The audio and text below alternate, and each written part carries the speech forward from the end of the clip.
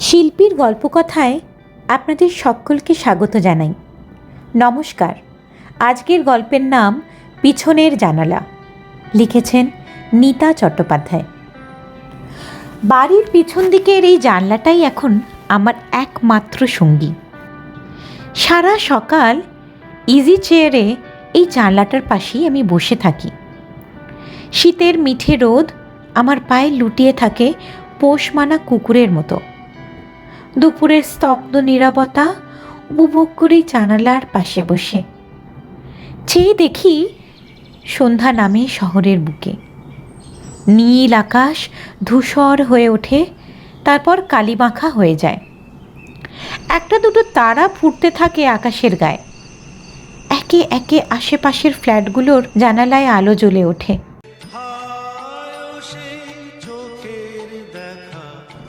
Radio থেকে ভেসে আসে রবীন্দ্রসঙ্গীতের দু একটা কলি। কখনো রেকর্ড প্লেয়ারে বিদেশি বাজনা। এই সবই উপভোগ করি জানলার পাশে বসে। মাঝে মাঝে ক্লান্ত চোখ দুটোকে বিশ্রাম দেবার জন্য পাশে রাখা বাইনাকুলারটা হাতে তুলে দূরের দৃশ্যগুলো কাছে চলে আসে, একেবারে যেন হাতের কাছে। এই ইট, কাঠ আর সিমেন্টের মধ্যে যে মানুষগুলো বাস করে, তারাও চলে আসে নজরের সীমানায়। জীবন নাট্যের ছোটোখাটো ঘটনাগুলো খুব আমি উপভোগ করি। আমার একটা পা ভেঙে গেছে, কম্পাউন্ড ফ্র্যাকচার। ডাক্তারবাবুর মতে 1 মাস সম্পূর্ণ বিশ্রাম নিতে হবে। বই পড়তে আমার ভালো লাগে না। স্পাই থ্রিলার অবশ্য মাঝে মাঝে 2-1টা পড়ি। 1 মাস অনেক সময়। এই সময়টা কাটাবার একটা অবলম্বন চাই। তাই জানলার পাশে আমাকে বসে থাকতে হয়। পাশে রাখতে হয় দূরবীক্ষণ যন্ত্র। বইয়ের পাতার মতো আমার পিছনের প্রতিবেশীদের আমি পড়তে চেষ্টা করি, ওদের বুঝতে চেষ্টা করি ওদের জীবনের সুখ দুঃখের ভাগিদার হতে। জীবন নাট্যে আমি একজন দর্শক মাত্র। এর মধ্যে মনস্তাত্ত্বিক কোনো তত্ত্ব আমদানি করার চেষ্টা করবেন না দয়া করে। আমার ঠিক পিছনের 4 তলার বাড়িটার অধিবাসীদের আমি সবচেয়ে ভালো করে চিনি। এটাই স্বাভাবিক। 1 তলাটা কিনেছেন একজন রিটায়ার্ড আর্মি অফিসার। রোজ সকালে ঘুম থেকে উঠে বিরাট কালো সাদা ডালমেশিয়ান কুকুরটা নিয়ে হাওয়া খেতে বার হন। ঘণ্টাখানেক পরে ফিরে এসে বারান্দার বাস্কেট চেয়ারে বসে প্রাতরাশ সারেন। বেলা 10টা পর্যন্ত খবরের কাগজ পড়েন। ঘড়ি ধরে 12টার সময় খেতে বসেন। বিকেল 4টে চা পান। 6টায় কুকুরসহ সান্ধ্যভ্রমণ। 8টায় নৈশভোজন। এর কোনো ব্যতিক্রম নেই, কোনো বৈচিত্র্যও নেই দোতলার ভদ্রলোকের জীবনেও। বিকেল 6টার সময় অফিস থেকে ফিরে আসার পর আর বাড়ি থেকে বার হন না। 4 তলার ভদ্রলোক এখনও এসে পৌঁছননি। ঘরের মধ্যে কিছু পরিবর্তন আনতে চান তিনি। কদিন ধরে কুলি মিস্ত্রি কাজ করছে দেখছি। আমার দেখতে ভালো লাগে 3 তলার দম্পতিকে। বোধহয় বেশি দিন বিয়ে হয়নি ওদের। যৌবনের উচ্ছলতা এখনও ফুরিয়ে যায়নি। বাচ্চা কাচ্চা নেই, এই তো জীবনটা উপভোগের সময়। সারা দিনই খুনসুটি চলে ওদের মধ্যে। লোকটা অফিস যাবার সময় ওর স্ত্রী বাইরে আসে, তখন দেখতে পাই। বয়স খুবই অল্প। স্বামীর চেয়ে বয়সে অন্তত 2-3 বছরের ছোট হবে স্ত্রী। তেমন সুন্দরী না হলেও মুখে একটা লাবণ্য আছে, আর আছে সারা দেহে দুরন্ত যৌবন। ভদ্রলোক অফিস থেকে এসে 2বার কলিং বেল টেপেন। এটা বোধহয় ওদের কোড। প্রায় রোজই সন্ধ্যের সময় ওরা বার হয়, বেড়াতে যায় অথবা সিনেমা দেখতে যায়। আর প্রায় প্রত্যেক দিনই দরজা বন্ধ করার পর মনে পড়ে ঘরের আলোটা জ্বালা আছে। তখন আবার দরজা খুলে ভেতরে এসে আলো নিভিয়ে দেয়। আর প্রায় প্রত্যেক বাড়ি চেয়ারে বা অন্য কিছুতে ধাক্কা খেয়ে কটু কটাব্য করে। সুখের জীবন, সুখী জীবন ওদের। রোজকার মতো আজও ছেলেটি ব্রিফকেস হাতে নিয়ে ঘরের বাইরে এসে দাঁড়ালো। জানি এবারে ওর স্ত্রী বার হয়ে আসবে। ছেলেটা তার হাত ধরে টানবার চেষ্টা করবে। মেয়েটা লজ্জা লজ্জা করে তাকাবে আশেপাশের বাড়িগুলোর দিকে, আমার জানলার দিকে। তারপর স্ত্রীকে ছেড়ে দিয়ে একরকম দৌড়তে দৌড়তে ছেলেটা চলে আসবে নিচে। কিন্তু না, আজ তার ব্যতিক্রম হলো। মেয়েটা বাইরে বার হলো না আজ। বোধহয় অসুস্থ কিংবা ঝগড়াঝাটি হয়েছে ওদের মধ্যে।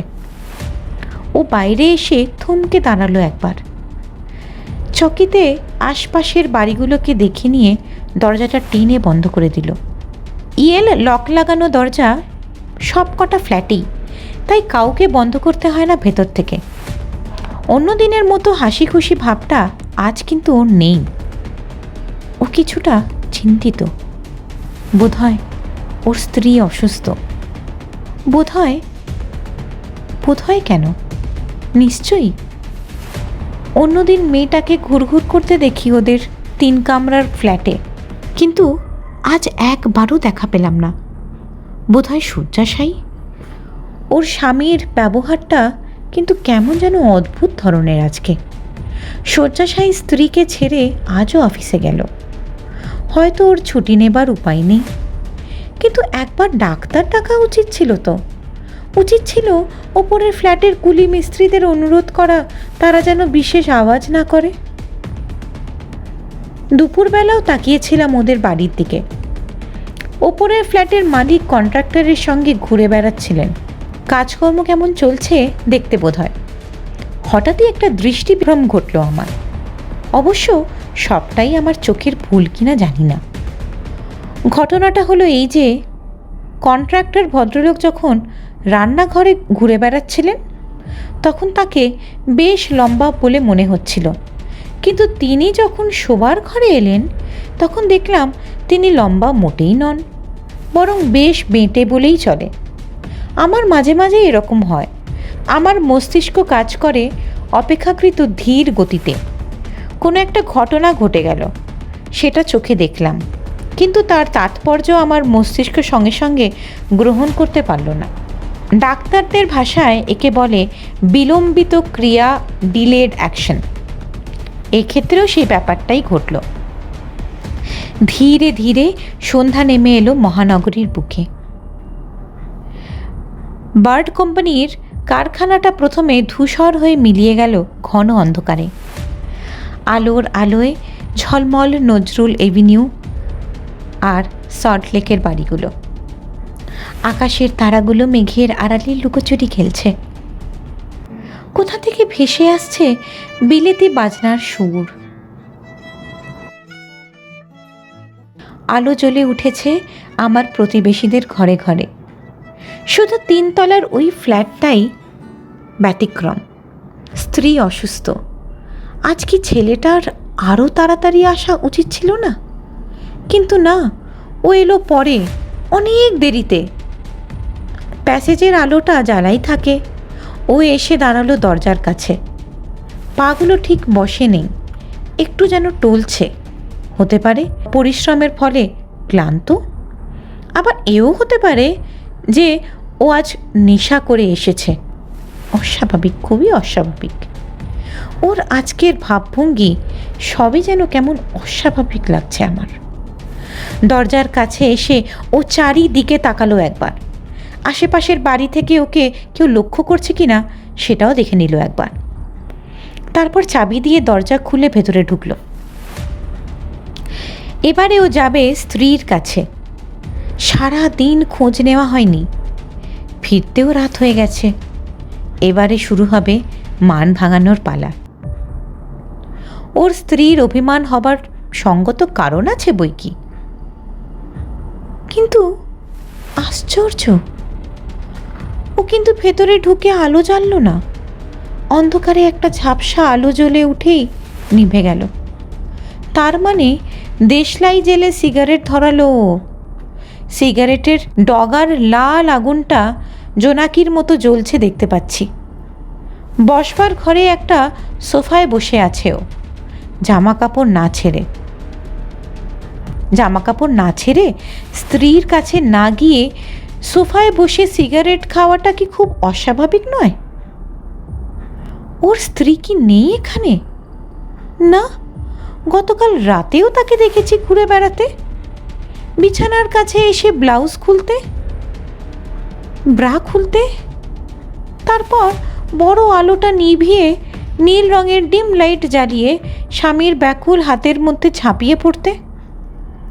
তারপর আজ সকাল থেকেই ওর কোনো চিহ্ন নেই। আশ্চর্য। বেশি রাত পর্যন্ত জেগে থাকার অভ্যেস আমার নেই। ইজি চেয়ারে আজ শোয়া অবস্থাতেই আমি ঘুমিয়ে পড়লাম। রাত্রে মাঝে মাঝে ঘুম ভাঙলে জানলা দিয়ে তাকিয়ে দেখেছি ওর বসার ঘরে সিগারেটের লাল আগুন। কী হতে পারে? স্ত্রীর সঙ্গে ঝগড়া নিশ্চয়ই নয়। অসুস্থ স্ত্রীর সঙ্গে ঝগড়া করে অন্য ঘরে সারা রাত কাটানোর মতো কোনো যুক্তিই খুঁজে পাচ্ছি না আমি। এই অদ্ভুত ব্যবহারের কারণ কি? সকালবেলা প্রভাতী চায়ের কাপে চুমুক দিয়ে খবরের কাগজের পাতা উল্টাচ্ছিলাম। হঠাৎই চোখ পড়ল ওদের বাড়ির জানলায়। কী করছে লোকটা ওখানে? মুসলমানদের নামাজ পড়ার মতো ওঠা বসা করছে, কিন্তু হাত দুটো ব্যস্ত রয়েছে কোনো কাজে। বেশি চিন্তা করতে হলো না, বুঝতে পারলাম বাক্স গোছাচ্ছে ও। সম্ভবত অসুস্থ স্ত্রীকে নিয়ে বায়ু পরিবর্তন করতে যাবে কোথাও। কিছুক্ষণ পরেই ওয়ার্ডলে কোম্পানির ভ্যান এসে একটা বড় ট্রাঙ্ক নিয়ে চলে গেল ওর ফ্ল্যাট থেকে। শুধুমাত্র একটা ট্রাঙ্ক, আর কিচ্ছু নয়। ছেলেটা ওয়ার্ডলে কোম্পানিতে কাজ করে জানি। মাঝে মাঝেই ওই ভ্যানটা এসে দাঁড়ায় ওদের বাড়ির সামনে, কিন্তু জিনিসপত্র চলে গেল, আর কেউ গেল না কেন? ও বা ওর স্ত্রী কেউই তো গেল না। অফিসের সময় হতেই ছেলেটি যথারীতি ব্রিফকেসটা হাতে নিয়ে রওনা হলো। আশ্চর্য, খুব আশ্চর্য। এরকম ব্যবহার আমি সত্যিই আশা করিনি। আমার ধারণা ছিল আমি রোজ যাদের দেখি তাদের স্বভাব, চরিত্র, রীতিনীতি সবই আমার জানা হয়ে গেছে এতদিনে, কিন্তু এই প্রতিবেশীদের অদ্ভুত ব্যবহারের কোনো যুক্তিই আমি খুঁজে পাচ্ছি না। হতে পারে এটা আমার বিকৃত মানসিকতার একটা উদাহরণ। হতে পারে দিনের পর দিন মানুষদের নোংরামি আর বদমাইশি দেখতে দেখতে আমার মন এই অবস্থাতে পৌঁছেছে যে কোনো ঘটনাকেই আমি সুস্থ দৃষ্টিকোণ থেকে দেখতে পারছি না। ছেলেটার অদ্ভুত আচরণ, বিশেষ করে ফ্ল্যাটের বাইরে এসে দাঁড়িয়ে আশেপাশের বাড়িগুলোর দিকে তাকানোটা আমার কাছে একটা বিশেষ তাৎপর্য নিয়ে পৌঁছচ্ছে। একটা মাত্র সমাধানই হয় এই ধাঁধার। হাতের কাছে রাখা টেলিফোনটা তুলে নিলাম। ছকু আমার বাল্য বন্ধু, এখন লালবাজারে হোমিসাইড স্কোয়াডের পদে অফিসার। তাছাড়া স্বরাষ্ট্র বিভাগে আমার বিচক্ষণতার একটু সুনাম আছে। ছকু, আমার পিছনের ফ্ল্যাটের 3 তলায় একটা সাংঘাতিক কাণ্ড হয়ে গেছে। একটা খুন হয়েছে সম্ভবত। লোকটা ওয়ার্ডলে কোম্পানিতে কাজ করে। ওর স্ত্রীকে খুন করে বাক্স ভরে চালান করে দিয়েছে কোথাও। আমি ট্রাঙ্কটার বর্ণনা দিলাম। আর কিছু বলার দরকার নেই, এরপর সবকিছু পুলিশই করবে, আর আমি তোকে জানিয়ে দেবো যদি আমরা কিছু লিড পাই। ওদের কর্মদক্ষতার উপর আমার সম্পূর্ণ আস্থা আছে। খাওয়া দাওয়া সেরে লোকটার অদ্ভুত আচরণের কথাই ভাবছিলাম। 3 তলায় লোক দুটোকে আসতে দেখে আর কিছু ভাববার সময় পেলাম না। ওই লোক দুজন পুলিশ নিশ্চয়ই, তবে সাদা পোশাকে এসেছে। ওরা এসে নিশ্চিন্ত মনে তালা খুলে ঘরে ঢুকলো, যেন ওটা ওদেরই বাড়ি। জানলার পর্দা ফেলা ছিল না, তাই বাইনাকুলার দিয়ে ওদের কাজ লক্ষ্য করতে কোনো অসুবিধা হলো না আমার। ওরা মোটামুটি সব ঘরেই খানা তল্লাশ করলো, আবার সব গুছিয়ে রাখলো যেন কেউ কিচ্ছু বুঝতে না পারে। তারপর দরজা বন্ধ করে চলে গেল। ঘরে নিশ্চয়ই কিচ্ছু পাইনি। সন্দেহজনক কিছু পেলে বসবার ঘর থেকে ফোন করতো নিশ্চয়ই। বসার ঘরে সেন্টার টেবিলের ওপর রাখা টেলিফোনটা এখান থেকে শুধু চোখেই পরিষ্কার দেখা যায়। এরপর 2 দিন কেটে গেল পরম নিশ্চয়তার। পুলিশের কাজের ওপর আমার পরম আস্থা আছে। ওরা নিশ্চয়ই খোঁজ করছে সেই ট্রাঙ্কটার, যার মধ্যে মৃতদেহটা আছে। হ্যাঁ, ওর স্ত্রীকে ও খুন করেছে আর ট্রাঙ্কের মধ্যে ভরে কোথাও পাঠিয়ে দিয়েছে। এই বিষয়ে আমি একদম নিশ্চিত। মানুষ তার খুঁটিনাটি অভ্যেসগুলো সহজে ছাড়তে পারে না, বা নতুন অভ্যাসে অভ্যস্ত হতেও পারে না। ওই লোকটা পরপর 2 দিন এই ফ্ল্যাটগুলোর দিকে তাকিয়ে লক্ষ্য করছিল, তার একটা কারণ থাকতেই হবে। তাছাড়া ওর শোবার ঘর ছেড়ে বসবার ঘরে সোফায় শুয়ে রাত কাটানো, এর নিশ্চয়ই একটা কারণ আছে। ওর স্ত্রীকে দেখা যাচ্ছে না, আর একটা বিরাট ট্রাঙ্ক ওই ফ্ল্যাট থেকে অন্য কোথাও রওনা হয়েছে। ওর একটা মাত্র যুক্তিগ্রাহ্য করার হতে পারে, ও ওর স্ত্রীকে খুন করে ট্রাঙ্কে দেহটা ভরে অন্য কোথাও পাঠিয়ে দিয়েছে। বেল বাজতেই ফোনটা তুলে নিলাম। ছকুর ফোন। তোর কথা মতো প্রকাশ শেঠি আর তার স্ত্রীর ব্যাপারে খোঁজ করেছি। প্রকাশ শেঠি ওয়ার্ডলে কোম্পানিতে কাজ করে। ওর স্ত্রী অসুস্থ হয়ে পড়ায় তাকে দিন 4 আগে পুরীতে পাঠিয়েছে হাওয়া বদল করতে। অফিস থেকে ছুটি পাইনি বলে প্রকাশ সঙ্গে যেতে পারিনি। কিন্তু ছকু, আমি পুরী পাঠিয়েছিলাম 2 জনকে। তারা পুরী গিয়ে প্রকাশের স্ত্রীকে দেখে এসেছে জীবন্ত অবস্থাতে। ফ্ল্যাটে পাওয়া ছবির সঙ্গে মিলিয়েও দেখেছে। কালো ট্রাঙ্কটা পরীক্ষা করে দেখেছে সেটাতে জামা কাপড় ভরা আছে। জামা কাপড়ই ছিল তার মধ্যে। মৃতদেহ যে কয়েকদিন আগে ছিল না, তা ফরেন্সিক বিশেষজ্ঞদের মত না নিয়েই বলা যায়। ছকু একটু থামলো, তারপর বলল, আমি পুলিশের বড়দরের অফিসার হলেও আমার উপরেও কিন্তু লোক আছে। উড়ো খবর পেয়ে সরকারি খরচে 2 জন লোককে পুরী পাঠিয়ে তদন্ত করার জন্য আমাকে খুব কথা শুনতে হয়েছে। ভবিষ্যতে এ ধরনের আইডিয়া তোর কাছ থেকে যেন না এলেই ভালো। ফোন নামিয়ে রাখার শব্দ পেলাম।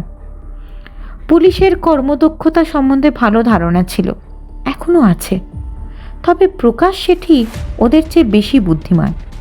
পুলিশ আর শেঠি সম্পর্কে কোনো খোঁজ খবর করবে না। ওরা ওর স্ত্রীকে খুঁজে পেয়ে নিশ্চিত। চেঁচিয়ে হরিকে ডাকলাম। ছেলেটা আমার কম্পাউন্ড হ্যান্ড, আর তাছাড়া বেশ বুদ্ধিমান আর চটপটে। একটা কাগজে পরিষ্কার করে লিখলাম, what have you done with her. কাগজটা একটা সাদা খামে ভরে খামটা বন্ধ করে হরির হাতে দিলাম। ওই ফ্ল্যাট বাড়িটার 3 তলার দরজার তলা দিয়ে এই খামটা ভেতরে ঢুকিয়ে দিয়ে কলিং বেলটা টিপে চলে আসবি। ও যেন তোকে কোনোভাবেই দেখতে না পায়। আজ রবিবার, শেঠি বাড়িতেই আছে। আমার ঘরের ভেতরটা অন্ধকার। বাইনাকুলারটা তুলে নিলাম। ও আমাকে দেখতে পাবে না, আমি কিন্তু ওকে স্পষ্ট দেখতে পাচ্ছি। একটু পরেই হরির দেখা পেলাম। খামটা দরজার তলা দিয়ে গলিয়ে দিয়ে কলিং বেলে হাত দিল, তারপর সিঁড়ি দিয়ে উঠে গেল 4 তলায়। কলিং বেলের আওয়াজে চমকে উঠল শেঠি। দরজা খুলল, কেউ নেই। একটু অবাক হলো। পায়ের কাছে পড়ে থাকা খামটা হাতে নিয়ে খুলে দেখল। তারপর দ্রুত চোখ বুলিয়ে নিল আশেপাশে বাড়িগুলোর ওপর। দরজা বন্ধ করে সোফায় বসে পড়ল শেঠি। সেন্টার টেবিলের তলা থেকে একটা বোতল আর গ্লাস বার করলো। ওর মুখটা খুবই উত্তেজিত মনে হচ্ছে। আমি এই রকম কিছু আশা করেছিলাম। আগামীকাল আর একটা ডোজ দেয়া যাবে, তাতে সঠিক বোঝা যাবে যে সত্যি ও স্ত্রীকে খুন করেছে না আমি ব্যাপারটা ভুল বুঝেছি। আচ্ছা, ও যদি ওর স্ত্রীকে খুনই করে থাকে, তবে দেহটা গেল কোথায়?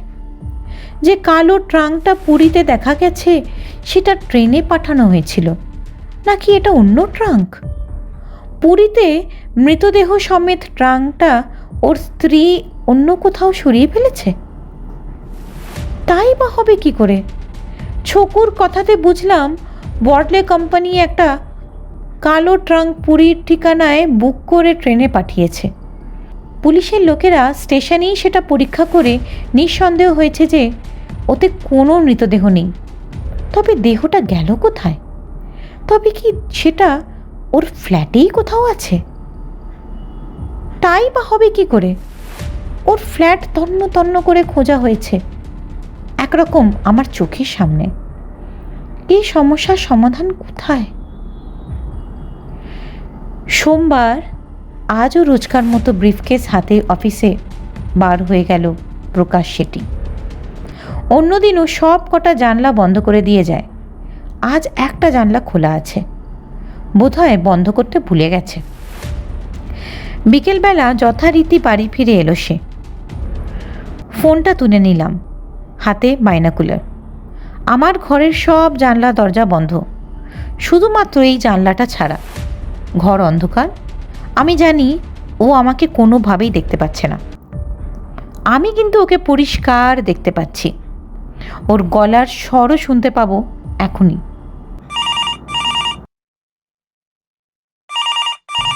হ্যালো, কে? ওর গলাটা বেশ সুরেলা। মিস্টার শেঠি, মানে প্রকাশ শেঠি কথা বলছেন? হ্যাঁ, আপনি কে? আমি আপনার বন্ধু। আপনার স্ত্রীর সম্পর্কে কিছু কথা ছিল আপনার সঙ্গে। কি কথা? মিস্টার শেঠি, সব কথা টেলিফোনে বলা যায় না। আমি আজ দুপুরে আপনার ফ্ল্যাটে ঢুকেছিলাম, ওই খোলা জানলাটা দেখলেই বুঝতে পারবেন। প্রকাশ শেঠি জানলার দিকে তাকালো একবার। ওর নিশ্চয়ই মনে নেই জানলাটা সকালবেলা বন্ধ করেছিল কিনা। আপনার স্ত্রীর মৃতদেহটা কোথায় রেখেছেন আমি জানি। প্রকাশ শেঠির কপালে ঘামের চিহ্ন। ভেবেছিলাম আমার কথা শুনে ও তাকাবে যেখানে মৃতদেহটা লুকিয়ে রেখেছে সেই দিকে, কিন্তু ও তাকালো খোলা জানলা দিয়ে রাস্তার দিকে। এ বিষয়ে কথা বলার জন্যে ঠিক 7:30টার সময় আমার সঙ্গে দেখা করুন। আমি বিধান শিশু উদ্যানের গেটের কাছে থাকব, আপনাকে আমি চিনি। ফোনটা রেখে দিলাম। ও যদি খুন না করে থাকে তাহলে বাড়িতেই বসে থাকবে, যদি খুনি হয় তাহলে একটু পরেই বের হবে আমার সঙ্গে দেখা করার জন্যে। বাইনাকুলারের মধ্যে বন্দি জিভটা ছটপট ছটপট করছে। আবার বোতল আর গেলাস বার হলো। মনে হচ্ছে ওর আঙুলগুলো কাঁপছে। স্টিল আলমারি থেকে কি একটা বার করে আনলো। ও, সেটা তো কালো রিভলভার। প্রকাশ শেঠি ওয়ার্ডলে কোম্পানির ক্যাশিয়ার, ওর কাছে আগ্নেয়াস্ত্র রাখার লাইসেন্স সম্ভবত আছে। বিছানার কাছে দাঁড়িয়ে ম্যাগাজিনে পরপর 7টা কার্ট্রিজ ভরল। রিভলভারটা প্যান্টের পকেটে ঢুকিয়ে রেখে ছটপট তৈরি হয়ে নিল আমার সঙ্গে দেখা করার জন্যে। ও ফিরে এলো ঘণ্টাখানেক বাদে, খুবই চিন্তিত। প্যাসেজের আলোটা নিভিয়ে দিল, ওর ঘরের আলোটাও নেভানো। ওকে এখন দেখা যাবে না। জানি না অন্ধকার ঘরে ও কী করছে। ও কি সন্দেহ করেছে ওকে চোখে চোখে রাখা হচ্ছে বলে? একটু ঝিমুনি এসেছিল। আমার ফোনটা বেজে উঠল। হ্যালো? কোনো জবাব নেই। হ্যালো, কে কথা বলছেন? কোনো উত্তর নেই।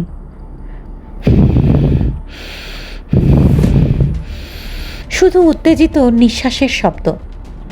নাকি আমার মনের ভুল? ফোনটা রেখে দিলাম, আবার পুরনো চিন্তাকেই ধরলাম। ও খুনি, নিশ্চয়ই খুনি, কিন্তু কিভাবে কোথায় সরালো মৃতদেহটাকে? হঠাৎই কানে এলো একটা মৃদু শব্দ। কে যেন আমার ফ্ল্যাটের তালা খুলবার চেষ্টা করছে। হরি রাতে কিন্তু থাকে না, রান্না করে দিয়ে চলে যায়। তার এখন ফেরার কথা নয়। তাছাড়া হরির কাছে দরজার চাবি আছে, ওকে দরজা খুলতে পরিশ্রম করতে হয় না। তাহলে তাহলে অন্য কেউ চেষ্টা করছে দরজা খোলার। আমাদের এ তল্লাটের সব ফ্ল্যাটগুলোর তালাই এক ধরনের, যে কোনো একটার চাবি দিয়ে একটু চেষ্টা করলেই অন্য ফ্ল্যাট খোলা যায়। কিন্তু সে চেষ্টা কে করছে? মনে পড়ল বারান্দায় দাঁড়িয়ে প্রকাশ শেঠি যেন আমার জানলার দিকেই তাকিয়েছিল। একটা অদ্ভুত ফোন, সেটা কি আমার গলার স্বর পরীক্ষা করার জন্য? হালকা পায়ের আওয়াজ। খুনি আমার বাড়ির মধ্যে। ও খালি হাতে এলে আমাকে ঘায়েল করতে পারবে না, ছুরি হাতেও নয়, কারণ ওর কিন্তু কমান্ডো ট্রেনিং নেই। আমার আছে, তবে ওর কাছে একটা আগ্নেয়াস্ত্র আছে। হাত বাড়িয়ে টেবিলের ওপর রাখা মাইকেল মধুসূদনের প্লাস্টার কাস্ট মাথাটা তুলে নিলাম। চেয়ারের ওপর কাত হয়ে ঘাড়ের ওপর মাথাটা রাখলাম। চাদর দিয়ে ভালো করে ঢেকে নিলাম শরীরটা।